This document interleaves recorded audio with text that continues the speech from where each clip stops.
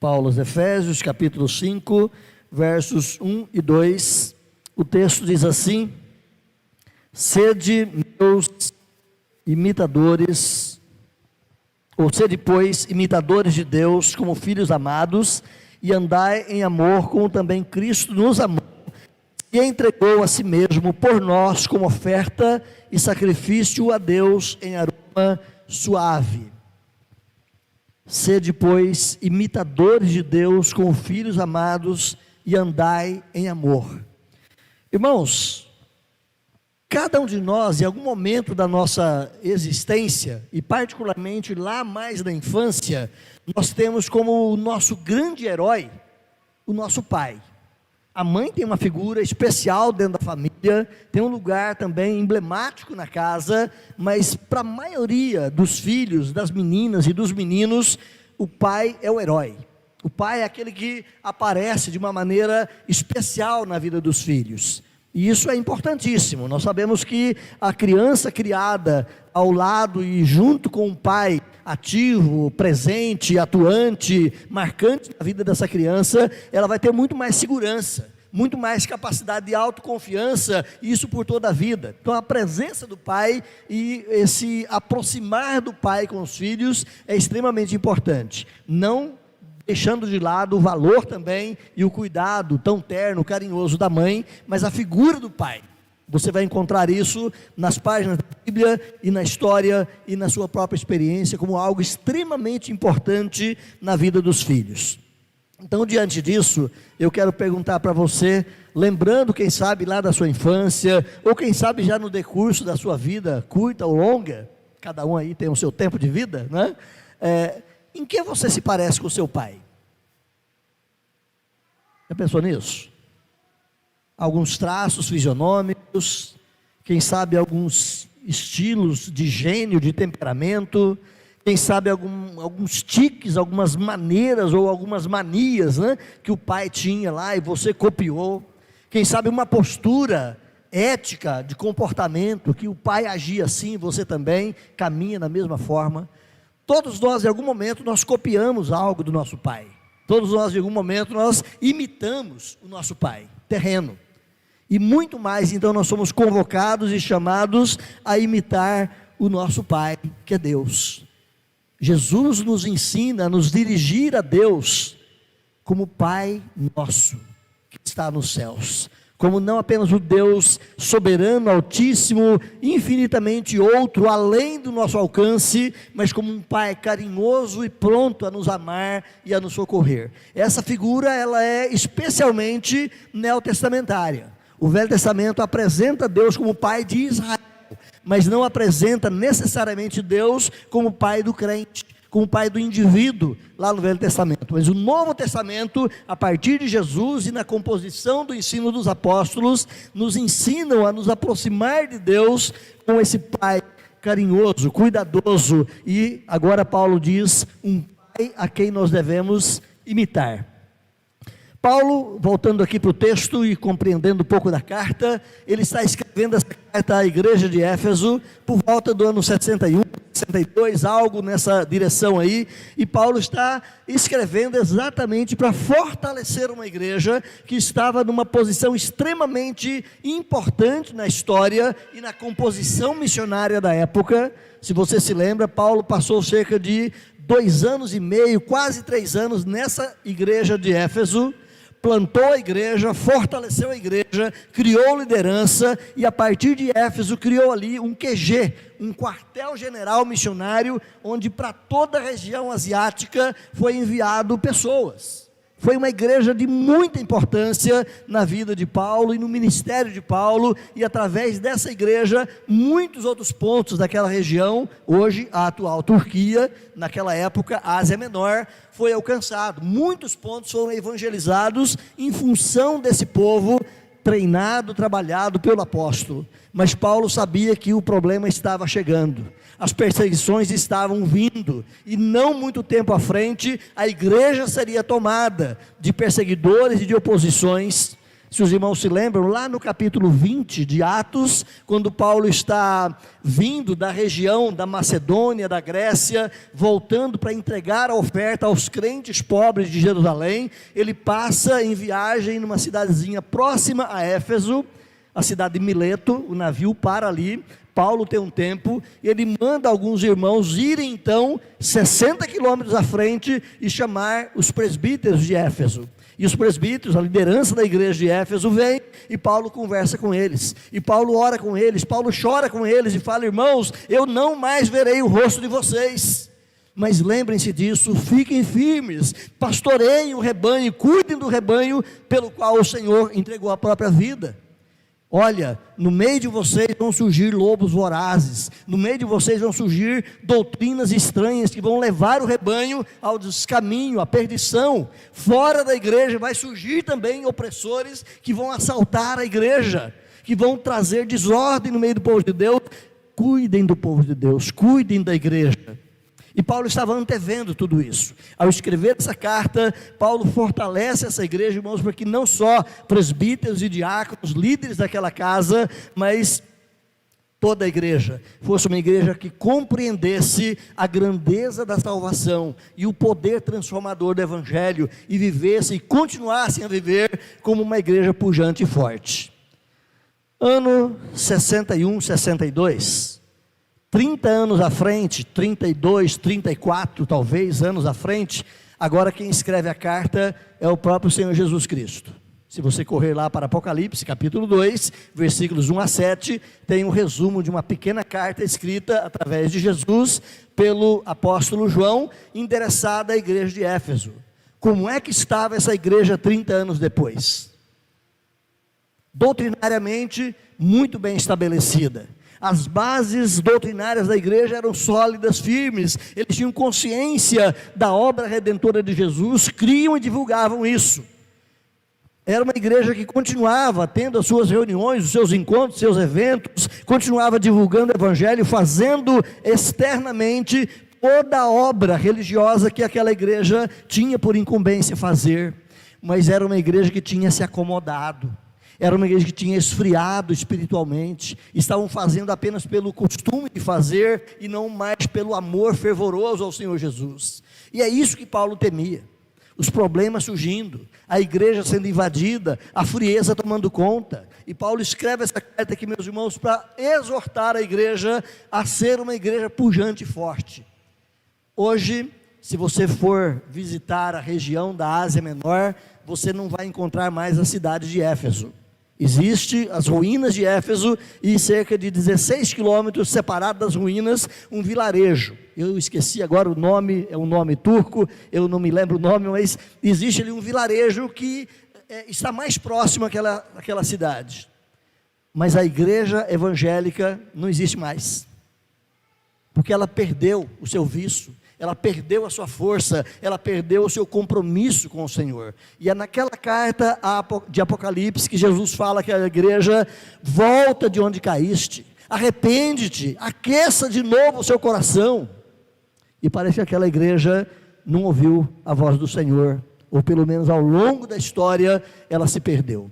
Nós vamos encontrar a história de Éfeso mais uns 400 anos ainda pela frente, mas ao longo do tempo deixa de existir uma igreja naquele lugar, porque os crentes foram se perdendo desse amor e desse apego ao Senhor, deixaram de ser imitadores de Deus. Então, nessa palavra de hoje, o apóstolo Paulo está exortando a igreja a não perder de vista o seu pai. É possível que para muitos de nós aqui, o nosso pai terreno já tenha partido, não é? Muitos de nós já não temos mais a presença do nosso pai terreno para que a gente possa visitar, estar e conviver com ele. Mas ficaram lembranças. Lembranças que muitas vezes são dignas de serem imitadas. Lembranças que muitas vezes marcaram a nossa vida, e nós podemos dizer: eu posso imitar o meu pai nisso, nisso ou naquilo. Quem sabe haja também falhas e erros que não merecem ser imitadas, mas a presença do pai, o impacto do pai na vida dos filhos pode gerar sim esse poder de imitação. Então eu quero conversar com os irmãos nessa tarde ou nessa noite sobre a doce prática da imitação de Deus. Eu me perdi ali na palavra, não consultei a minha assessora para assuntos aleatórios na área de português lá em casa, que é a minha esposa e professora. É imitação de Deus ou imitação a Deus, né? Fiquei meio perdido nisso, mas imite a Deus, né? A doce prática da imitação a Deus ou da imitação de Deus. A prática da imitação de Deus, primeira proposição que eu quero apresentar para nós, irmãos, nessa reflexão, é que a prática da imitação de Deus implica em evidenciarmos o caráter do Pai. Imitar a Deus não é ser meramente presbiteriano. Imitar a Deus não é meramente sermos cristãos evangélicos dessa ou daquela denominação. Imitarmos a Deus não é também, tão somente, carregarmos uma Bíblia e dizermos que somos crentes. Imitarmos a Deus é conhecermos o caráter do Pai e andarmos conforme esse caráter. É sermos imitadores das qualidades inerentes e próprias ao ser divino. É sermos imitadores dos atributos e das perfeições que esse Deus encerra e que esse Deus revela a cada um de nós. Então aqui nesse capítulo, meus irmãos, se você percebe a transição do texto, nós chegamos a um dos mais fortes argumentos de Paulo, sendo que este agora, o mais alto nível de doutrina e da prática, é aquilo que nos torna então imitadores de Deus. Se você percebe, do capítulo 4, verso 17 em diante, o apóstolo Paulo estava falando para nós que nós devemos andar em pureza, não andar mais como andávamos quando éramos não cristãos, não andar mais como andam gentios, mas agora temos um coração comprometido com os valores, verdades e princípios do Evangelho, ensinado pelos apóstolos, como ele disse lá no capítulo 2, e vivermos essa doutrina trazida pelos apóstolos à igreja. Paulo vai dizer que nós devemos então, por causa desse novo comportamento, já que nós temos uma nova natureza, Paulo vai dizer aqui, um novo homem, no versículo 24 do capítulo 4, ele vai dizer, por causa desse novo homem, essa nova natureza, agora vocês devem deixar de parte algumas coisas que são da vida pecaminosa, próprias do não cristão, e passar a viver verdades, passaram a viver valores que são de Deus. Então foi a reflexão que tivemos no domingo passado. Deixem alguma coisa e passem a fazer outras coisas que são próprias de Deus. Então Paulo vai dizer, sede pois imitadores de Deus. O Dr. Martin Lloyd Jones é um pastor já falecido há muitos anos, mas conhecido no meio evangélico também. Ele vai dizer que não existe possibilidade de mais nada além disso.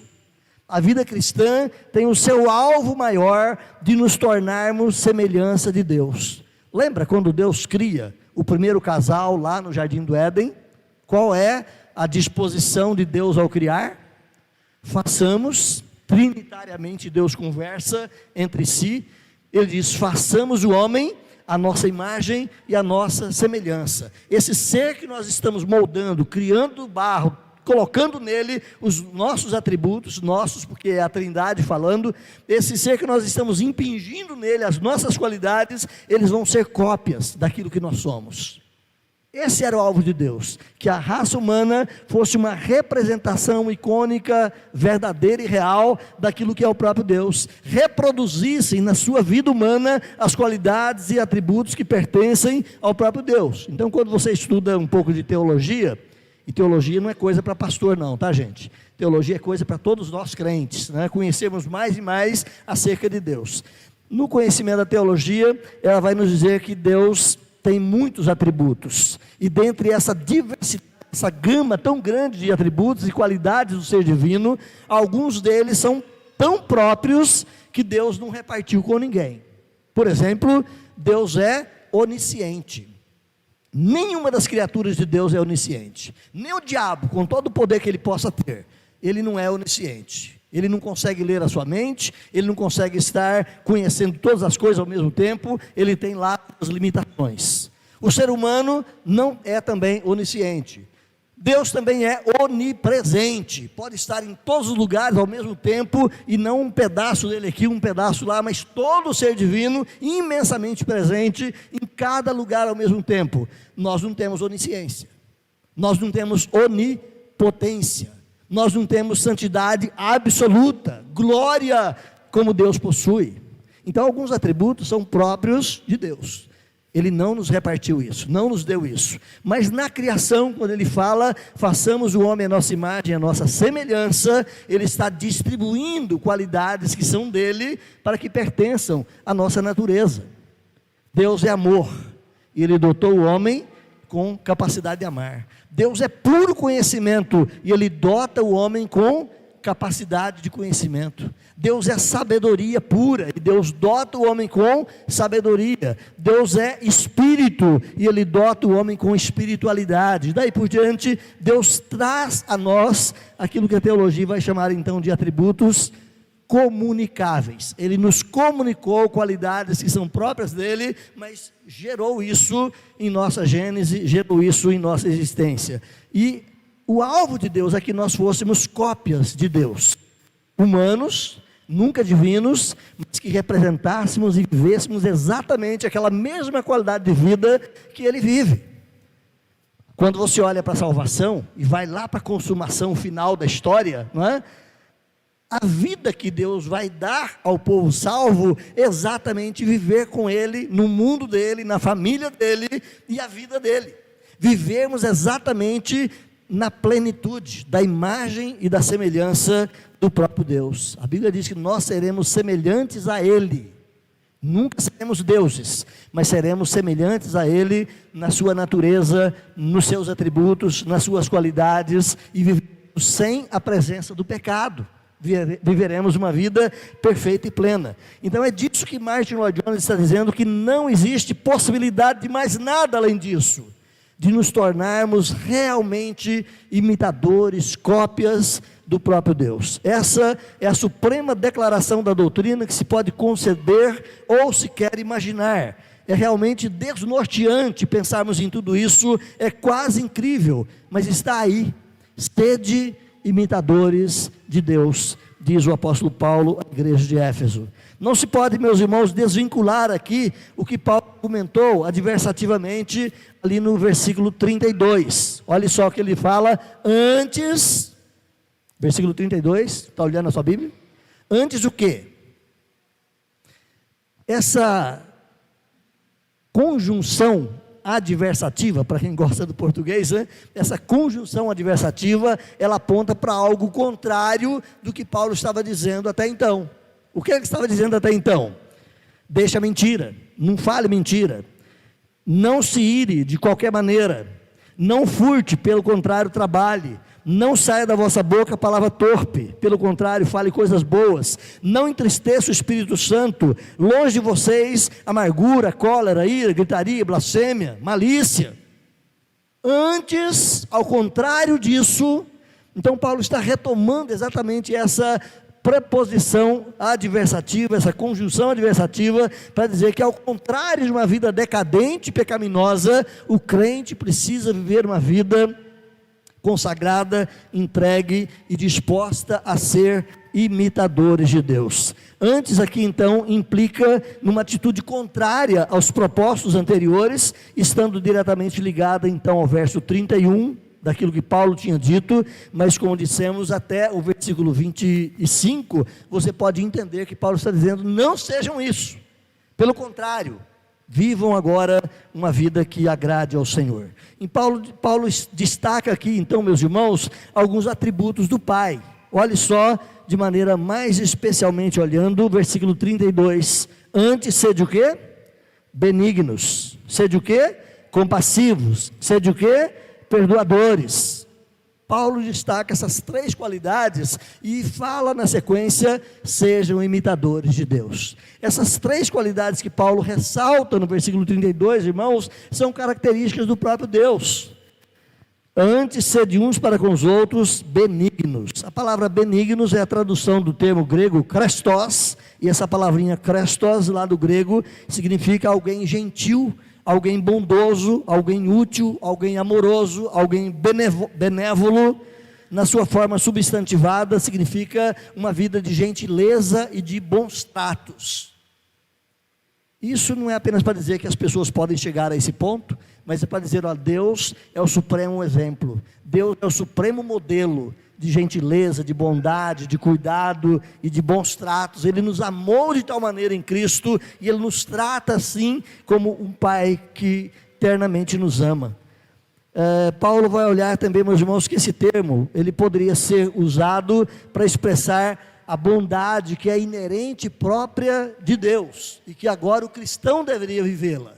Ao invés de ser aqueles que praguejam, que falem mal, que blasfemem, que gritam, que são cheios de amargura, sejam pessoas bondosas, sejam pessoas gentis, sejam pessoas amorosas. Nós somos chamados, irmãos, a cuidar do nosso temperamento, a não sermos geridos pela fúria ou pelo ímpeto da nossa própria pecaminosidade, termos um coração dócil. Lembra de Jesus falando das bem-aventuranças? Lá em Mateus 5, bem-aventurados os mansos de coração. A palavra mansos ali no termo grego é a palavra praotes, e essa palavra designa um cavalo bravo, mas um cavalo tão selvagem, tão terrível, mas ele foi alcançado por alguém que conhece as técnicas de domar, e trouxe esse cavalo para o seu harém, domou esse cavalo, e agora ele se tornou uma criatura dócil. Mas se você for examinar o cavalo, toda a potência dele está ali, toda a fúria dele ainda está ali, toda a capacidade de ser selvagem ainda está nele, mas ele foi domado. É isso que Jesus está dizendo: sejam mansos, bem-aventurados aqueles que foram domesticados pela graça de Deus, bem-aventurados aqueles que foram amansados pelo poder do Evangelho, transformados de criaturas ruins e bravas em criaturas mansas, dóceis e gentis. Então essa palavrinha benignidade que Paulo usa aqui no verso 32, tem essa ideia de sermos pessoas mansas. Como é que você é em casa? É grito para todo lado, chute, pontapés? Como é que a gente se relaciona?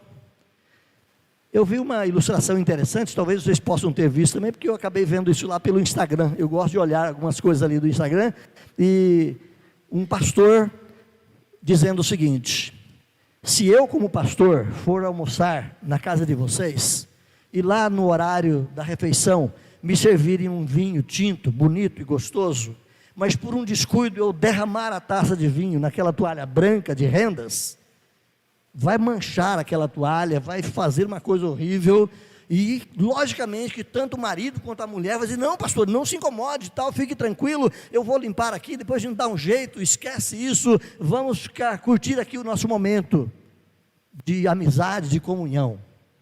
Aí ele fala o seguinte: e se fosse lá na sua casa, com o seu marido ou com o seu filho, qual seria a sua reação? Você teria esse mesmo trato? Ou você brigaria com os filhos ou com seu marido, porque foi derramado o vinho na mesa, que estragou e perdeu a sua toalha? Nós temos a habilidade de sermos bondosos para com os de fora, e muitas vezes agressivos para com aqueles que nós amamos. Nós temos a habilidade de sermos rudes com as pessoas que deveriam receber o nosso afeto, o nosso cuidado. E é disso que Paulo está dizendo: ao contrário de amargura, cólera, ira, gritaria, blasfêmia, malícia, tenham em vocês benignidade, tenham em vocês gentileza, bom trato. Isso é ser imitador de Deus. Mas Paulo vai trabalhar aqui uma outra palavrinha ainda no versículo 32, tenham em vocês compaixão, sede compassivos, diz Paulo aqui. Lá na palavrinha grega, a palavrinha é esplanrinos. Essa palavrinha esplanrinos significa essa parte aqui do nosso corpo, as nossas entranhas. É intestino, fígado, rins, e quando você se emociona, parece que dá um revertério na barriga e tumultua tudo, as emoções entram em conflito, e você parece que tem um elefante de borboletas ali dentro, borbulhando e fazendo uma pressão toda, não é? Nós temos às vezes até desinteria, quando o nosso sistema nervoso age de tal maneira, atrapalha todo o nosso sistema nessa área. Então são os intestinos, é essa a palavra lá do seu original. Mas também esse termo esplâncnios, ao invés de dizer apenas desses órgãos interiores, dizia respeito às nossas emoções.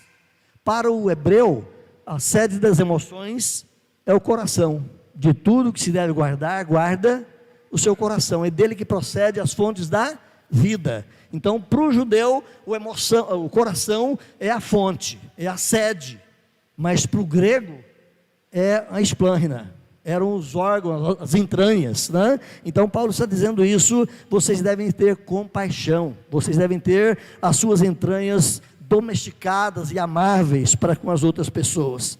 Esses órgãos internos eram considerados então como a sede das emoções, e Paulo vai dizer aqui, na sua palavrinha que ele usa eusplânchnidus, essa palavrinha inicial, eus, lá no original grego, você pode ter essa palavrinha, por exemplo, no termo evangelho, euangelion, né? Essa partícula eu, lá do grego, significa bom. Então, entranhas boas, sentimentos bons, é disso que Paulo está dizendo: sejam pessoas compassivas, sejam pessoas com bons sentimentos, que zelem com amor uns pelos outros. Perdão, Paulo vai dizer: sejam também perdoadores, antes sede uns para com os outros perdoadores, perdoem-se uns aos outros. A palavrinha lá no grego, a palavrinha charizomai, indica a ideia de remir, de perdoar, de mostrar-se gracioso e favorável para aquele que, quem sabe, te ofendeu. São características de Deus, irmãos, e a Bíblia nos ensina que nós devemos ser imitadores de Deus. Por isso que Paulo vai na sequência dizer: sede pois. Essa partícula pois indica um então, não é? Já que Deus é assim, sejam também assim, sejam então imitadores dessas atitudes de Deus. Então não basta ser crente, não basta ser presbiteriano, não basta ser orientado por uma tradição religiosa, é preciso viver, é preciso trazer para a nossa prática essas realidades, e isso muda em nossa vida a partir de um exercício espiritual, isso muda em nossa vida a partir de disciplina. Quando você tem o hábito de sair gritando, você aprender, quem sabe, segurar o seu ímpeto. Se você tem o hábito de sair blasfemando e bravo, aprender a dominar o seu coração, porque você já foi trabalhado pelo Espírito Santo, e Deus pode continuar mudando a sua vida. Sede, pois, imitadores de Deus, diz o texto aqui, como filhos amados.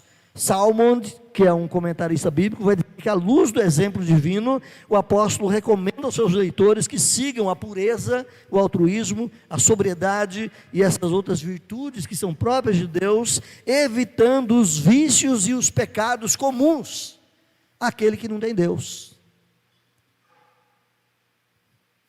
Nós somos chamados a não sermos meramente religiosos, mas sermos de fato cristãos, seguidores de Cristo, imitadores de Cristo. Então, a primeira colocação que eu faço para a igreja nesse momento é que a prática da imitação de Deus implica em vivermos o caráter do Pai. Nós temos o caráter de Deus estampado nas Escrituras, nós temos a apresentação de quem é esse Deus, e nós devemos então vivenciar o caráter dele. Mas pastor, eu não consigo, eu sou assim, eu nasci assim. Gabriela, né? Não tem lugar para crente Gabriela no reino de Deus. Eu nasci assim, vou viver assim, vou morrer assim? Não, a graça de Deus nos transforma, o poder do Espírito Santo capacita-nos a um novo andar, a um novo viver, e é disso que Paulo está tratando. Nós precisamos também lutar conosco mesmo. Se você se lembra, no capítulo 3 de Colossenses, Paulo vai dizer lá no versículo 5, fazei pois morrer a vossa natureza terrena. Deus age, Deus capacita, o Espírito Santo é presente, mas você é responsável por fazer morrer, por lutar contra, por guerrear contra a sua natureza pecaminosa. Você precisa trabalhar e exercitar-se para que essa natureza maligna seja derrubada e o novo homem se apresente mais e mais na sua vida.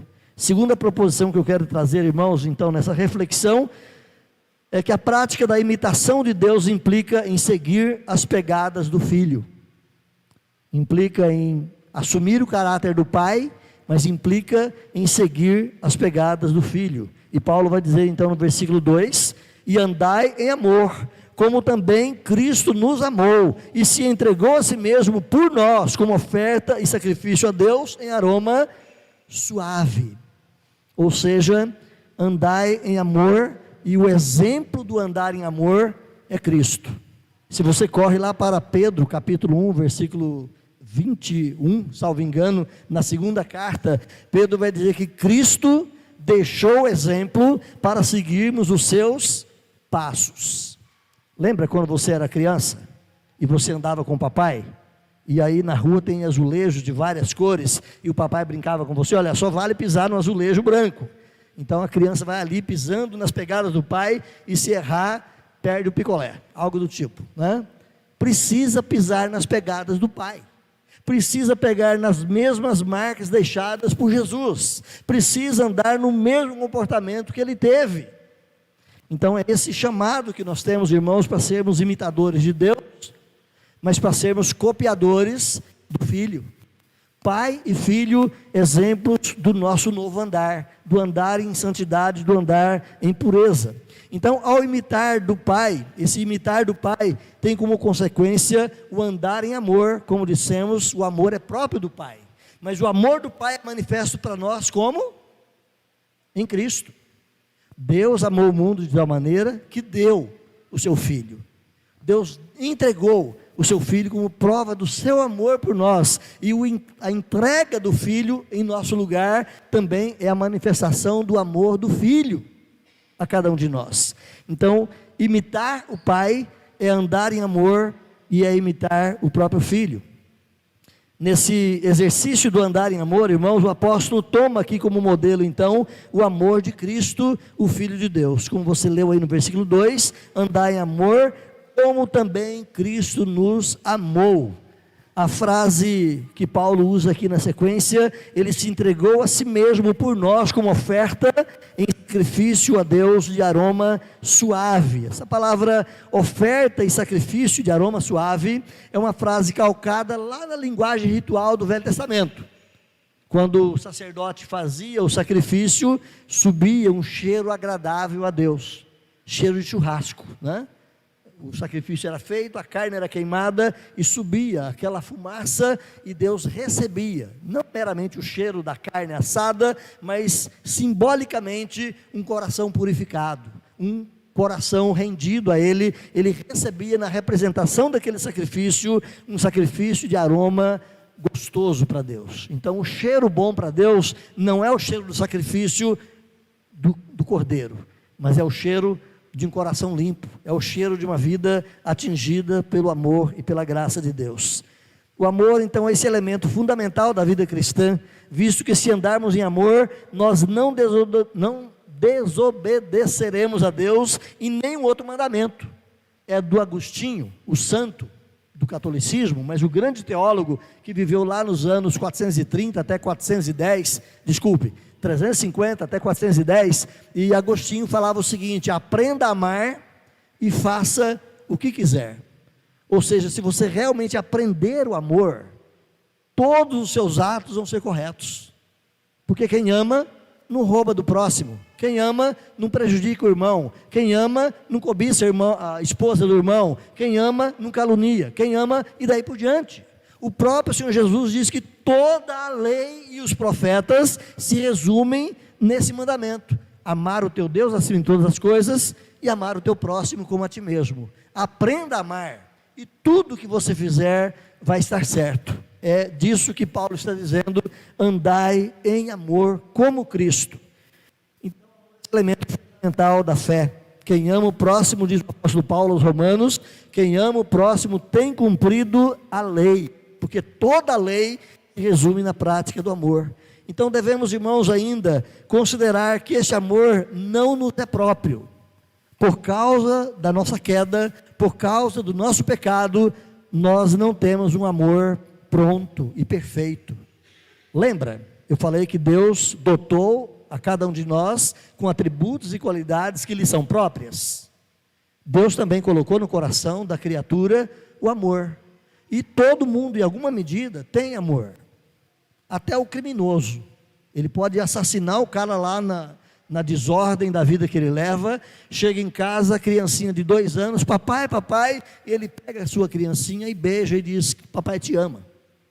Ele é bruto, ele é um animal lá fora, mas ele tem amor, é um amor doentio, mas o amor é presente na vida do ser humano.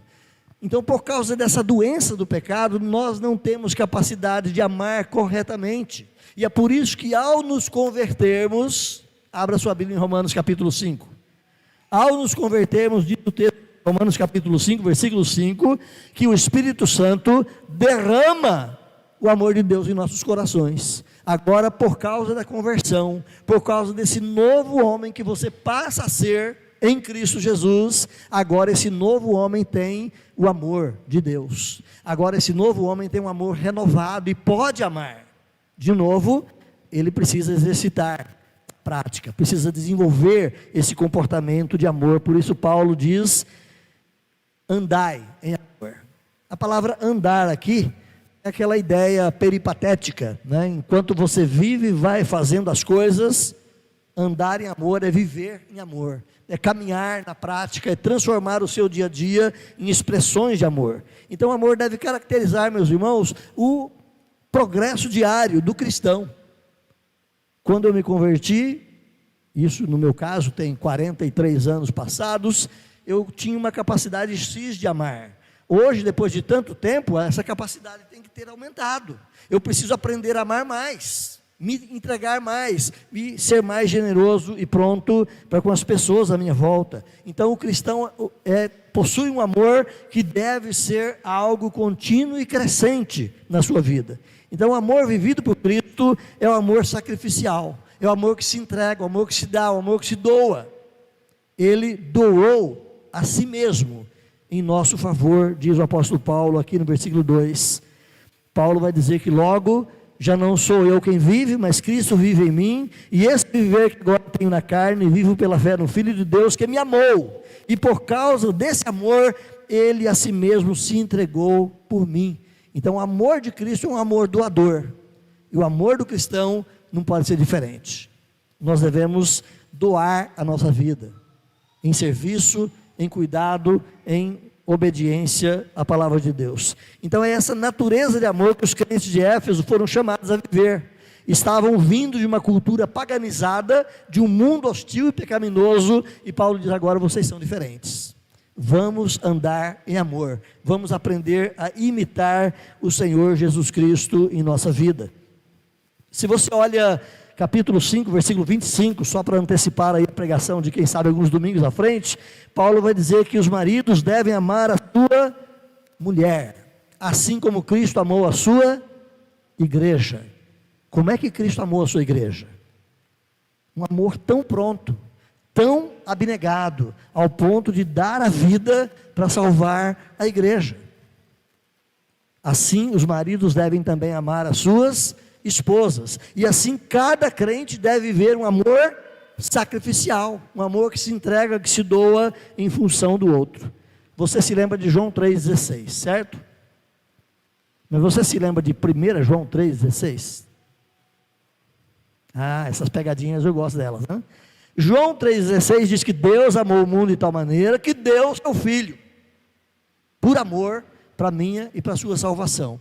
1 João 3,16 diz que assim como Cristo amou e entregou a sua vida por nós, nós também devemos amar e entregar a nossa vida pelos irmãos.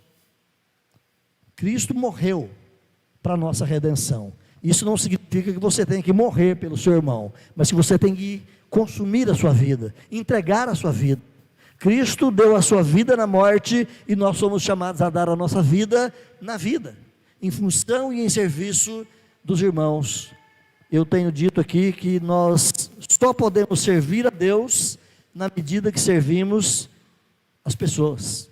Não existe serviço a Deus sem serviço às pessoas. Não existe amor a Deus sem amor às pessoas. É o mesmo João naquela carta primeira que ele escreve, que ele vai dizer o seguinte: como é que você pode dizer que ama a Deus a quem não vê e você não ama o irmão a quem vê?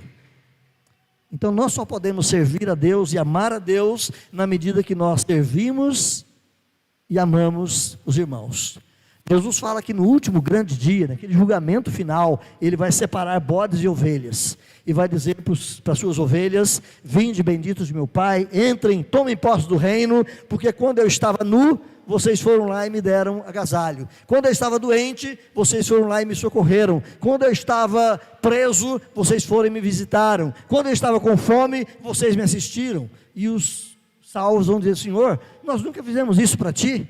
Aliás, eu vivi no século XX, o Senhor viveu no século I, eu nunca fiz isso para o Senhor. E Ele vai dizer: olha, cada vez que você fez isso para um dos meus pequeninos, você fez a mim. Servir a Deus é servir o próximo, amar a Deus é amar o próximo. Então, quando Paulo fala aqui que Cristo amou a si mesmo, se entregou, Cristo nos amou e se entregou a si mesmo como um sacrifício, oferta de sacrifício suave ao Senhor, de aroma suave ao Senhor, Paulo está lembrando aqui, meus irmãos, que nós também devemos viver de tal maneira que o nosso viver cheire para Deus agradável, suave diante dele. Terminando aqui, Francis Fox, ele vai dizer, um comentarista cristão, ele vai dizer que a consequência é que a vida que um homem em Cristo vive em doação sacrificial de si mesmo a Deus e aos seus semelhantes, possui uma fragrância, um cheiro agradável a Deus, aqui e para o mundo. E Paulo vai citar isso quando ele fala lá em Coríntios capítulo 2, graças porém a Deus que em Cristo sempre nos conduz em triunfo e por meio dele por meio de nós, manifesta em todo lugar a fragrância do seu conhecimento, porque nós somos para com Deus o bom perfume de Cristo. Quando o mundo te conhece lá fora, qual é o cheiro que o mundo tem? É o seu pecado que aparece? São as suas sujidades que pulam no seu relacionamento com as pessoas? Ou é uma fragrância diferente? A sua presença inebria o ambiente com um aroma diferente. Nós somos para com Deus o bom perfume de Cristo, tanto nos que são salvos, diz Paulo, quanto nos que se perdem. Até os que se perdem vão perceber que você tem um viver diferenciado. Então o propósito da redenção, meus irmãos, é que nós sejamos imitadores de Deus, que sejamos imitadores do Filho Jesus Cristo, a fim de sermos para o louvor da sua glória. Paulo repete isso em Efésios algumas vezes. William Hendrickson, ele vai dizer que o Espírito do Salvador deve refletir-se todos os dias e todas as horas nos corações e nas vidas dos seus seguidores, como um aroma suave, que agrade o coração do Pai. O Evangelho transforma. Se nós não temos sido transformados à imagem de Deus, a cada dia, alguma coisa está errada conosco. Se somos salvos em Cristo Jesus, nós precisamos lutar conosco mesmos, buscarmos ser imitadores de Deus, imitadores do Filho, para que sejamos parecidos com o Pai. Lembra da primeira pergunta que eu fiz para você? Em que você se parece com seu Pai? Talvez algumas características você pode ter trazido à mente, lembrado alguma coisa, mas pergunta agora, em que você se parece com Deus? As pessoas que rodeiam podem olhar para você e falar: nossa, que coisa linda é conhecer ele ou ela, esse ou aquele ou aquela, porque ele tem um visual diferente, não apenas fisionomicamente, mas a maneira de ser, o caráter, a postura, me lembra Deus, me lembra o comportamento de um santo. Ser, pois, imitadores de Deus como filhos amados. O poder de Cristo transforma, liberta e molda o convertido para que mais e mais ele seja parecido com Deus. Ore ao Senhor, busque o Senhor, esforce-se dia a dia para que seja você também mais um imitador de Deus como um filho amado.